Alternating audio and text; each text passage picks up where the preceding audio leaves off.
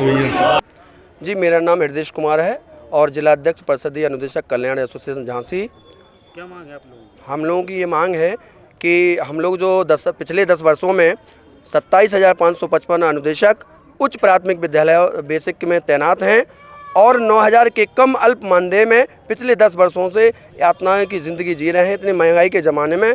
अतः माननीय मुख्यमंत्री महोदय जी से संबोधित ज्ञापन आदरणीय जिलाधिकारी महोदय के नाम से माध्यम से दिया गया है कि हमें समान कार्य समान वेतन प्रणाली लागू करते हुए नियमित किया जाए तथा वो सब महिला अनुदेशकों को सभी सुविधाएं दी जाएं जो सहायक अध्यापकों को दी जाती हैं। तो आज नई शिक्षा नीति के अनुसार हम लोगों को नियमित किया जाए, ये हमारी मांग है। माननीय जिलाधिकारी महोदय के माध्यम से संबोधित ज्ञापन माननीय मुख्यमंत्री जी को दिया गया।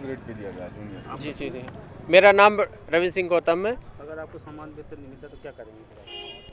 जो समान वेतन नहीं मिलेगा तो सब लोग निश्चितकालीन धरना के लिए 27 तारीख का दिन निश्चित हुआ है, लखनऊ के लिए कूच करेंगे। माननीय हमारे प्रदेश अध्यक्ष जी विक्रम सिंह जी द्वारा दिन निश्चित किया गया है कि आज जो हम लोगों ने डीएम साहब को ज्ञापन दिया है, सभी जिलों में ज्ञापन दिया है कि 27 तारीख को हम लोग लखनऊ में एकत्र होकर के समान कार्य समान वेतन की मांग करेंगे और अपने हक और अधिकार और सम्मान के लिए लड़ाई लड़ेंगे।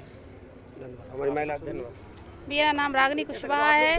मैं महिला जिला अध्यक्ष हूँ। हाँ, और मेरी मांग है कि हम महिलाओं को कोई भी सुविधा नहीं दी जाती है, ना ही CCL दिया जाता है, ना ही मेडिकल दिया जाता है। हम कई महिलाएं तो 50-50 किलोमीटर भी अपने 2-2 साल के बच्चों को लेकर जाती हैं।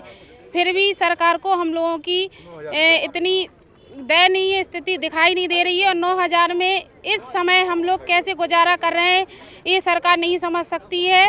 और हम महिलाएं इतना हर तरीके से हम लोगों को शोषण किया जा रहा है, विद्यालय में भी और अन्य अधिकारियों के द्वारा भी। इसलिए हम सभी लोग आज अपने जिलाधिकारी महोदय को मुख्यमंत्री के द्वारा ज्ञापन सौंपा गया है कि वो हमारी मांगें पूरी करें। यदि उन्होंने हमारी मांगों को नहीं सुना तो हम लोग अनिश्चितकालीन धरने पर बैठ जाएंगे और यदि हम महिलाओं के इसी प्रकार शोषण होता रहेगा तो हम जब तक नहीं उठेंगे अनिश्चितकालीन से, जब तक कि हम लोगों की मांग पूरी नहीं हो जाए, अन्यथा इसकी जिम्मेदारी प्रशासन को ही होगी। धन्यवाद।